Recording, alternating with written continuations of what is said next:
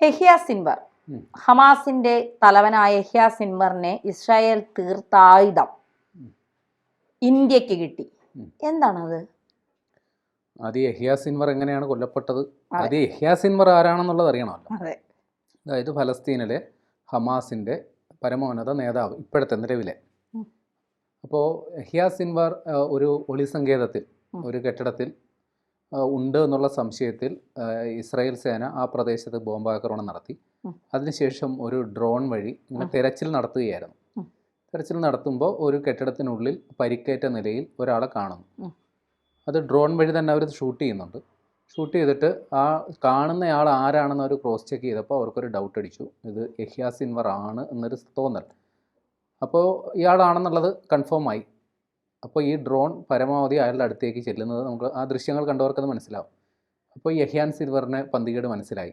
അയാൾ കയ്യിൽ കിട്ടിയ ഒരു വടിക്കഷ്ണം വെച്ചിട്ട് ആ ഡ്രോൺ തല്ലി താഴെയിടാൻ നോക്കുന്നുണ്ട്. പക്ഷേ അടുത്ത നിമിഷം ആ ഡ്രോണിൽ നിന്ന് ഒരു ചെറിയ റോക്കറ്റ് യഹ്യ സിൻവറിൻ്റെ നേരെ ചെന്നു. യഹ്യ സിൻവർ അതോടെ തീർന്നു. ഈ ഡ്രോണുകൾ എന്ന് പറയുന്നത് പുതിയ കാല ആയുധ സങ്കല്പമാണ്. അതായത് പഴയകാല യുദ്ധങ്ങളെന്ന് പറഞ്ഞാൽ നേർക്ക് നേർ യുദ്ധം, കയറിപ്പോയാൽ ടാങ്കുകൾ, യുദ്ധ ടാങ്കുകൾ വരും. അതും കൊണ്ടും പറ്റിയില്ലെങ്കിൽ വിമാനങ്ങൾ വന്ന് ബോംബിടും. ഇതായിരുന്നു പഴയകാല യുദ്ധം. ആൾനാശവും കൂടുതലായിരുന്നു, സൈനികരുടെ ആൾനാശവും കൂടുതലായിരുന്നു രണ്ടു പക്ഷത്തും. പക്ഷേ ഇപ്പോഴത്തെ യുദ്ധം എന്ന് പറയുന്നത് ആകാശ യുദ്ധമാണ്. അത് ആകാശ യുദ്ധം എന്ന് പറയുമ്പോൾ ഈ റിസ്ക് കുറച്ചിട്ടുള്ള ആകാശ യുദ്ധത്തിനാണ് എല്ലാവർക്കും താല്പര്യം. അപ്പോൾ റിസ്ക് കുറവുള്ള ആകാശ യുദ്ധത്തിന് പര്യാപ്തമായ സംഗതി ഒന്ന് ഡ്രോൺ, മറ്റൊന്ന് റോക്കറ്റ് അല്ലെങ്കിൽ മിസൈൽ. പിന്നെ വിമാനങ്ങൾ അയക്കുന്നത് പോലും ഇന്നത്തെ കാലത്ത് ഇത്തിരി അപകടം പിടിച്ച പരിപാടിയാണ്. കാരണം ഏതെങ്കിലും ഒരു രാജ്യത്തിൻ്റെ വ്യോമാതിർത്തി ലംഘിച്ചു കഴിഞ്ഞാൽ മികച്ച ഒരു റഡാർ സംവിധാനം ഉണ്ടെങ്കിൽ ആ രാജ്യത്തിന് തിരിച്ചറിയാൻ പറ്റും, ഈ വരുന്ന വിമാനത്തിനെ ആക്രമിച്ച് കീഴ്പ്പെടുത്താൻ പറ്റും. അപ്പോൾ ഡ്രോണുകൾ അയക്കുക എന്ന് പറഞ്ഞാൽ രണ്ട് കാര്യങ്ങളാണ്. കാര്യം, ഒരു വിമാനത്തെ അപേക്ഷിച്ച് താരതമ്യേന ചെലവ് കുറവാണ് ഡ്രോണിന്. പിന്നെ ആൾനാശം ഉണ്ടാകാൻ സാധ്യതയില്ല. ഒരു വിമാനം എന്ന് പറയുന്നതും ആ വിമാനത്തിന് ഉള്ള പൈലറ്റും എന്ന് പറയുന്ന ഒരു രാജ്യത്തിൻ്റെ സമ്പത്താണ്, സ്വത്താണ്. എത്രയോ മണിക്കൂറുകൾ പരിശീലനം നടത്തിയിട്ടായിരിക്കും ഒരു യുദ്ധവിമാനം ഒരു പൈലറ്റ് ഓടിക്കുക. അപ്പോൾ ആ പരിശീലനത്തിന് വേണ്ടിയിട്ട് നമ്മൾ ചിലവാക്കുന്ന ഓരോ രൂപയും രാജ്യത്തിൻ്റെ പൊതുമുതലാണ്. അതുകൊണ്ട് ഒരു പൈലറ്റിൻ്റെ ജീവനും പ്രധാനമാണ്. അതുകൊണ്ട് നമ്മൾ പരമാവധി വിമാനങ്ങൾ ഉപയോഗിച്ചിട്ടുള്ള പരിപാടികൾ അതിന് പകരം ഡ്രോണുകളാണ് ഇപ്പോൾ ഉപയോഗിക്കുക. പക്ഷേ ഡ്രോണുകൾക്കൊരു കുഴപ്പമുണ്ട്. ഈ വിമാനത്തിൻ്റെ പകുതി വേഗത പോലും ഡ്രോണുകൾക്കുണ്ടാവില്ല. നമ്മൾ ഈ കണ്ടിട്ടുണ്ടാവുമല്ലോ, ഈ കല്യാണ വീഡിയോ ഒക്കെ ഷൂട്ട് ചെയ്യാൻ വരുന്ന ഡ്രോണുകളുടെ വേഗത പരമാവധി എത്ര ഉണ്ടാകും? അതിനേക്കാൾ കുറച്ച് സൈനിക ആവശ്യങ്ങൾക്ക് ഉപയോഗിക്കുന്ന ഡ്രോണിന് അതിനേക്കാൾ കുറച്ചുകൂടി വേഗത ഉണ്ടാകും. പക്ഷെ ഒരു വിമാനത്തെ കിടപിടിക്കുന്ന വേഗതയൊന്നും ഡ്രോണുകൾക്ക് ഉണ്ടാകില്ല എന്നുള്ളതാണ് വാസ്തവം. അപ്പോൾ ഈ ഡ്രോണുകളെ കണ്ടെത്താനും അതിനെ നശിപ്പിക്കാനും എളുപ്പമാണ്. ഈ ഡ്രോണുകൾ പഴയ രീതിയിൽ യുദ്ധാവശ്യങ്ങൾക്ക് ഉപയോഗിക്കുന്ന ഡ്രോണുകൾ ഒരു സ്ഫോടക വസ്തു ഘടിപ്പിച്ച ഡ്രോണുകളായിരിക്കും. അത് അവിടെ ചെന്ന് വീണ് പൊട്ടിത്തെറിക്കുക, ആൾനാശം ഉണ്ടാക്കുക എന്നുള്ളതാണ് ഡ്രോൺ കൊണ്ടുള്ള ആക്രമണം കൊണ്ട് ഉദ്ദേശിക്കുന്നത്. അല്ലെങ്കിൽ നിരീക്ഷണ സംവിധാനം ഏർപ്പെടുത്തുക. അത് നിരീക്ഷിച്ച് എന്തൊക്കെയാണ് നമ്മുടെ മുമ്പിലുള്ള അപകടങ്ങളെന്ന് മനസ്സിലാക്കി അതനുസരിച്ച് നമുക്ക് റോക്കറ്റുകൾ അയക്കുകയോ വിമാനങ്ങൾ ഉപയോഗിക്കുകയോ ചെയ്യാം. ഇതാണ് പഴയ രീതി. എന്നാൽ ഇപ്പോൾ ആ യുദ്ധതന്ത്രം മാറുകയാണ്. ഇപ്പോൾ യഹ്യ സിൻവറിനെ എങ്ങനെയാണ് കൊന്നതെന്ന് ഞാൻ പറഞ്ഞു. ഒരു ഡ്രോണിൽ ഘടിപ്പിച്ച ഒരു ആയുധം ഉപയോഗിച്ചിട്ടാണ് യഹ്യ സിൻവറിനെ ഇല്ലാതാക്കി. യഹ്യ സിൻവർ മാത്രമല്ല, ഇസ്രയേൽ മുമ്പ് ഇറാനിൽ ഇതേപോലെ അവരുടെ സൈനിക മേധാവിയെ സമാനമായി ഡ്രോൺ ആക്രമണത്തിലൂടെ ഇല്ലാതാക്കിയിട്ടുണ്ട്.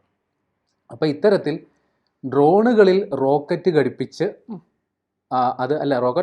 മിസൈൽ ഘടിപ്പിച്ച് അത് വിക്ഷേപിക്കുക. കാര്യം, നമ്മൾ ഒരു മിസൈൽ വിക്ഷേപണം എങ്ങനെയാണെന്നുള്ളത് നമ്മൾ കണ്ടിട്ടുണ്ട്. അതിൻ്റെ ഏറ്റവും മിനിയേച്ചർ രൂപമാണ് ഒരു ഡ്രോണിൽ നമ്മൾ ചെയ്യേണ്ടത്. അതിൻ്റെ ചുമ്മാ ഒരു മിസൈൽ വിക്ഷേപിക്കുക മാത്രമല്ല, അതിൻ്റെ കൃത്യതയും അതിൻ്റെ ശക്തിയും ഉറപ്പുവരുത്തണം. അത് ഇതിൽ പ്രധാനമാണ്.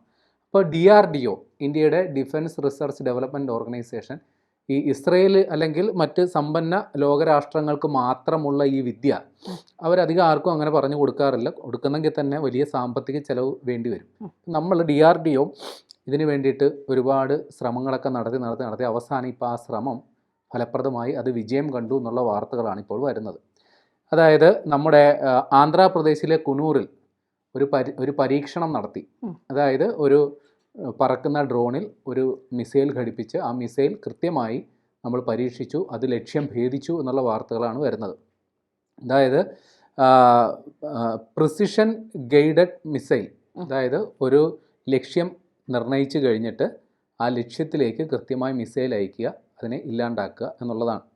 അതായത് ഞാൻ പറഞ്ഞതുപോലെ ഈ ഇസ്രായേൽ അല്ലെങ്കിൽ അതേപോലെയുള്ള വൻ സൈനിക രാഷ്ട്രങ്ങൾ, അല്ലെങ്കിൽ റഷ്യ, അമേരിക്ക അതേപോലുള്ള വൻ സൈനിക രാഷ്ട്രങ്ങൾ കൈവരിക്കുന്ന ആയുധശേഷിയെ കിടപിടിക്കുന്ന തരത്തിലേക്ക് ഇന്ത്യയുടെ ആയുധശേഷി അല്ലെങ്കിൽ ഇന്ത്യയുടെ പ്രതിരോധ ആയുധങ്ങളുടെ ഗവേഷണ വികസന പ്രവർത്തനങ്ങൾ മാറി എന്നതിൻ്റെ തെളിവായിട്ടാണ് ഈ സംഗതി എന്നാണ് പ്രതിരോധ മന്ത്രി രാജ്നാഥ് സിംഗ് ഈ സംഭവത്തെ വിശേഷിപ്പിച്ചത്. DRDOനെയും മറ്റും അഭിനന്ദിച്ചുകൊണ്ട് അദ്ദേഹം അഭിനന്ദനക്കുറിപ്പും ഇറക്കിയിട്ടുണ്ട്.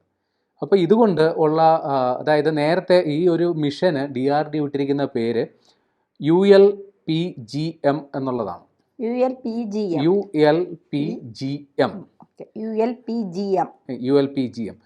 ULPGM 2 എന്ന് പറയുന്ന ഒരു മിഷൻ നേരത്തെ ഉണ്ടായിരുന്നു. പക്ഷെ അതിൻ്റെ തുടർച്ച എന്ന രീതിയിൽ ഇപ്പോൾ ULPGM 3 അതാണിപ്പോൾ വിജയകരമായിരിക്കുന്നത്. അപ്പോൾ ഇതിൻ്റെ ഒരു പ്രദർശനം നമ്മുടെ എയ്റോ ഇന്ത്യ എന്ന് പറയുന്ന, അതായത് പ്രതിരോധ സാമഗ്രികളുടെ പ്രദർശനം മറ്റും കാണിക്കുന്ന എയ്റോ ഇന്ത്യ 2025 നമ്മൾ നടത്തിക്കഴിഞ്ഞു. അപ്പോൾ അത് വിജയകരമാണ്. അപ്പോൾ ഈ പുതിയ ഈ മിസൈൽ സംവിധാനത്തിന് ഒരുപാട് പ്രത്യേകതകളുണ്ട്. ഒന്നാമത്തെ പ്രത്യേകത അത് ലൈറ്റ് വെയിറ്റ് ആണ്, വളരെ ഭാരക്കുറവാണ്. അതുകൊണ്ട് തന്നെ ദൂരം കൂടുതൽ പോകും, കുറച്ചുകൂടി വേഗതയിൽ പോകും എന്നുള്ളതൊക്കെയാണ്. പാകിസ്ഥാനിലൊക്കെ എത്താൻ സാധ്യതയുണ്ട്. അങ്ങനെയല്ല, നമ്മൾ ഈ അതിർത്തി യുദ്ധങ്ങൾ, അതായത് ഒരു റോക്കറ്റിനെയോ മിസൈലിനെയോ അപേക്ഷിച്ച് ഇതിന് അത്രയും ദൂരമൊന്നും പോകാൻ, ഇതൊരു ബാറ്ററി ഘടിപ്പിച്ചാണല്ലോ ഡ്രോണുകൾ പോവുക. അല്ലെങ്കിൽ ചെറിയ വിമാനങ്ങൾ പോലെ, ചെറിയ ആളില്ലാ വിമാനങ്ങൾ അതൊക്കെ കേട്ടിട്ടുണ്ടാവുമല്ലോ. ആളില്ലാ വിമാനങ്ങൾ അതിന് ചെറിയ എഞ്ചിനുകളൊക്കെ ഉണ്ടാകും. അതിലും ഇത് പരീക്ഷിക്കാം, ഇതേ വിദ്യ തന്നെ അവിടെയും പരീക്ഷിക്കാം. അപ്പോൾ ഇവിടെ ഈ സംവിധാനത്തിന് വളരെ ഭാരക്കുറവാണ്. ഭാരക്കുറവാകുമ്പോൾ രണ്ട് ഗുണങ്ങളുണ്ട്. വേഗത കൂടുതലായിരിക്കും, ദൂരപരിധിയും കൂടുതലായിരിക്കും. അത് മാത്രമല്ല ഇതിൽ ഇൻഫ്രാറെഡ് ഇമേജിംഗ് ഘടിപ്പിച്ചിട്ടുണ്ട്. അതായത് ഇത് പോകുന്ന വഴിക്ക് നോക്കും, നമ്മൾ ഉദ്ദേശിച്ച സ്ഥാനം അതാണോ ഇങ്ങനെ നോക്കിയിട്ട് അതനുസരിച്ചായിരിക്കും ലക്ഷ്യം ഭേദിക്കുക. അത് മാത്രമല്ല ഇതിന് ഡ്യുവൽ ത്രസ്റ്റ് പ്രൊപ്പൽഷനാണ്. ത്രസ്റ്റ് എന്ന് പറഞ്ഞാൽ മുമ്പോട്ട് ചലിക്കാനുള്ള ശക്തി കൊടുക്കും. അപ്പോൾ നേരത്തെ ഉള്ളതിൻ്റെ വ്യത്യസ്തമായി ഇതിൽ 2 എണ്ണമാണ് വെച്ചേക്കുന്നത്. ഡ്യുവൽ ത്രസ്റ്റ് പ്രൊപ്പൽഷനാണ് കൊടുത്തേക്കുന്നത്. അപ്പോൾ ഇതൊക്കെയാണ് പുതിയ ആയുധശേഷിയുടെ പ്രത്യേകതയായിട്ട് പറയുന്നത്. ഏതായാലും ഇന്ത്യയെ സംബന്ധിച്ച് ഇത് വളരെ നിർണായക സംഗതിയാണ്. കാര്യം ഇന്ത്യ പാകിസ്ഥാൻ സംഘർഷം ഉണ്ടായപ്പോൾ ഇന്ത്യ നേരിട്ട ഏറ്റവും വലിയ വെല്ലുവിളി തുർക്കിയിൽ നിന്ന് വന്ന കുറേ ഡ്രോണുകളാണ്.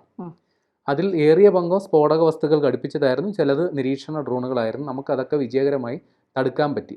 എന്തുകൊണ്ട് തടുക്കാൻ പറ്റി? ആ ഡ്രോണുകളൊക്കെ പരമാവധി അതിൻ്റെ ഒരു വേഗത നമുക്ക് നമ്മുടെ മിസൈൽ കൊണ്ട് ഭേദിക്കാൻ പറ്റുന്ന തരത്തിലുള്ള വേഗതയിലാണ് വന്നത്. പക്ഷേ നമുക്കും ഈ ഡ്രോണുകളുണ്ട്. പക്ഷേ ആ വേഗതക്കുറവിൻ്റെ പ്രശ്നം പരിഹരിക്കാൻ അതിൽ ഘടിപ്പിച്ച മിസൈലിന് സാധിക്കുമെങ്കിൽ ഡ്രോണ് പുലിയായിരിക്കും. അതെ, തീർച്ചയായും.